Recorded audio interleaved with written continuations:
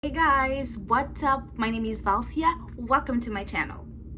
So, the new season of My Hero Academia, it's almost here. So it's going to be here in October 1st and I am super excited for it. But before season 6 starts, let me refresh you of the events that have unfolded in the anime since season 1 until the present moment. So, the My Hero Academia anime unfolds in a world where almost everyone is born with a certain power or ability called quirk. In this world, some people choose to use these abilities to help other people by becoming heroes, while others choose to use these abilities to cause havoc and chaos in the society, becoming villains.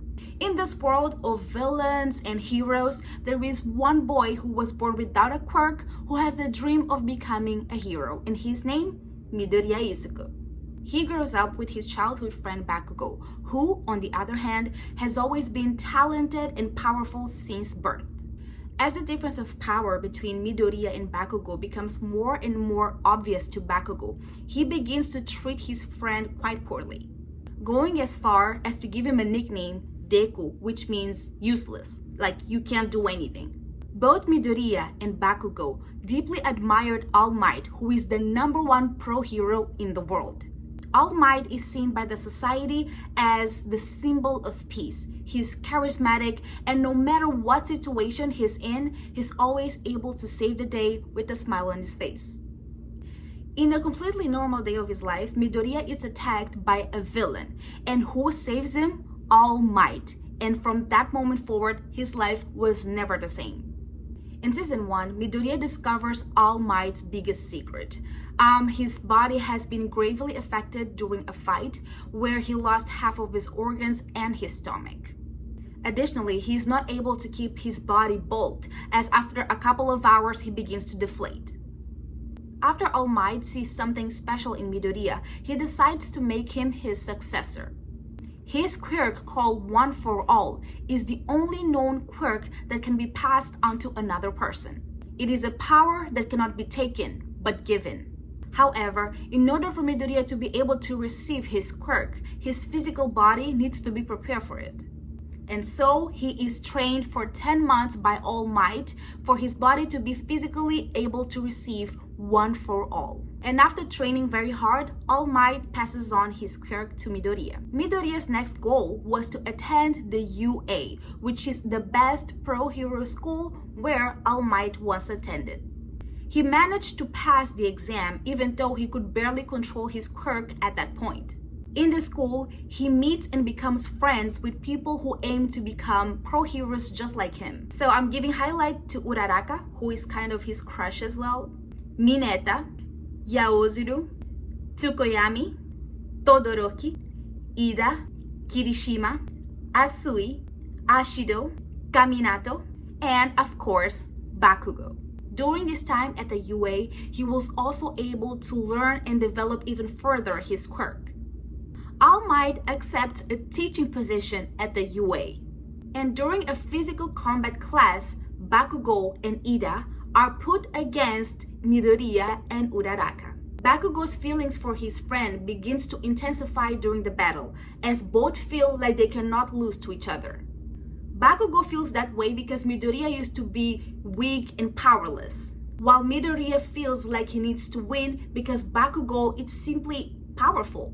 In the end, Midoriya wins and Bakugo becomes very frustrated with the outcome, promising that he would never again lose to Midoriya. Sometime after, the UA is attacked by villains who are led by Shigaraki Tomura, who is a villain, with the goal of killing All Might, the symbol of peace.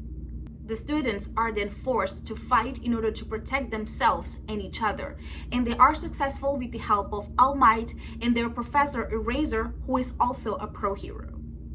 In season 2, we see UA recovering from the attacks that were made by the villains to the school, while they're also preparing for the Roaring Sports Festival, which is a festival that literally the world is watching. The Roaring Sports Festival, it is a great opportunity for future heroes to promote themselves and also call attention of pro heroes in order to get internships in their agencies. In the first part of the festival, the goal was to cross the finish line going through a pad filled with explosives, and Midoriya manages to get the first place by using his creativity. The second part was the cavalry battle with the top 42 candidates from the previous phase. The winner was Team Todoroki in first place, second Team Bakugo, third Team Shinso, and fourth Team Midoriya. During the break in the festival, we actually learned that Todoroki is the son of Endeavor, the number 2 pro hero in the world, though their relationship is quite strained. His father, who uses a flame quirk, married Todoroki's mother, who is a user of ice quirk, simply because of the strength of their quirks. No real love was involved here. We also learned how Todoroki's mother poured hot water in the left side of his face, leaving him with that scar that we all know. We also learned that Endeavor was raising Todoroki simply for the purpose of him surpassing All Might one day. In the final match, we have one-on-one fights. Midoriya wins against Shinso, Bakugo wins against Uraraka, Midoriya loses against Todoroki, and Todoroki loses against Bakugo, which left Midoriya out of the podium. Though in the battle of Midoriya versus Todoroki, he was trying to make Todoroki to face and overcome his past more than anything else. Bakugo was not satisfied at all with the outcome of the match, as he did not feel like he beat Todoroki at his full strength. When it was time to pick the hero names, Midoriya chose to have his hero name as Degu, which previously was a name that was given to him by Bakugo, which meant useless. However, Uraraka changed the meaning of that name to him to "you can do it," so henceforth he started liking that name.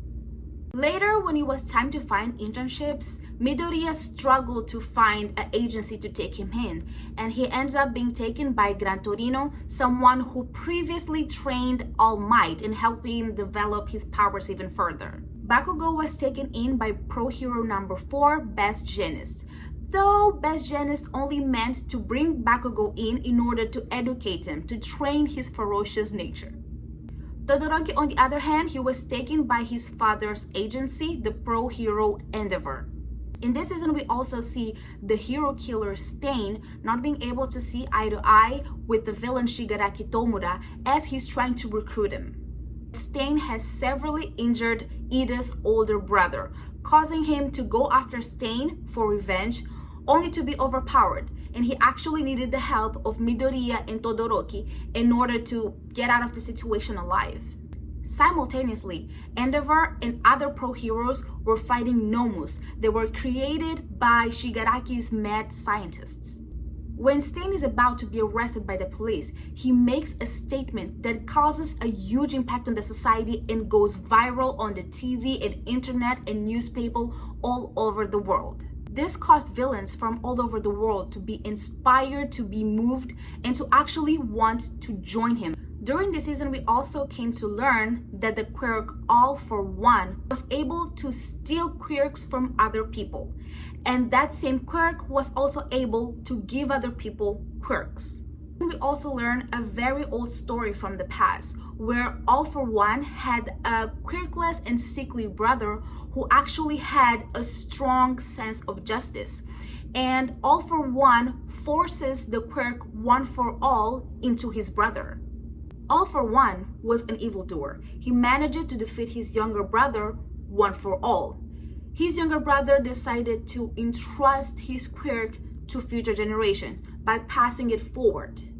By doing so, his power was slowly cultivated by passing from a person to another, so that one day the quirk will become strong enough in order to stop his brother.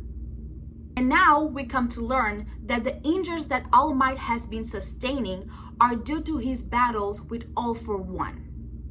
Now we also see students taking their practical exam before the beginning of summer. Bakugo and Midoriya are paired together in order to defeat All Might. After facing so many challenges and being pushed to their limits, they were actually able to pass the exam. During their break, Midoriya decides to go to the mall with his classmates, where unfortunately he ends up meeting Shigaraki Tomura, and they have a very tense chit-chat. In season 3, we see the UA students going to a training camp where the villains manage to infiltrate in order to further their own goals. The students are forced to literally fight for their lives until Midoriya realizes that who they're actually after is Bakugo. In the end, they actually manage to abduct Bakugo.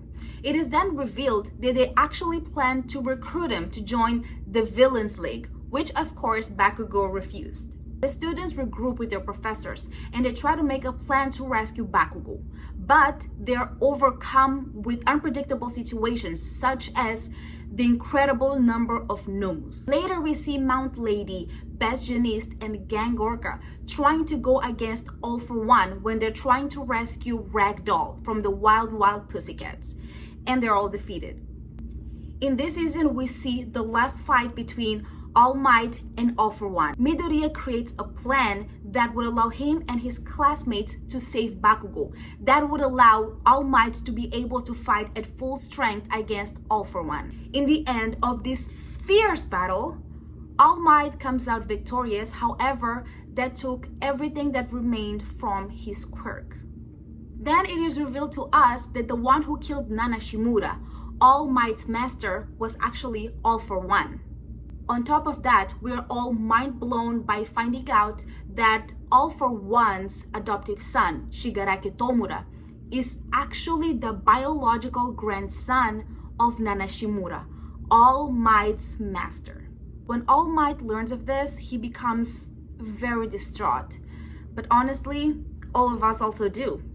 Season 4 of My Hero Academia, we have the Overhaul Arc, which is personally one of my favorites. After Midoriya, aka Deku, gets his provisional hero license, he and his friends go to agencies where they start performing some hero tasks.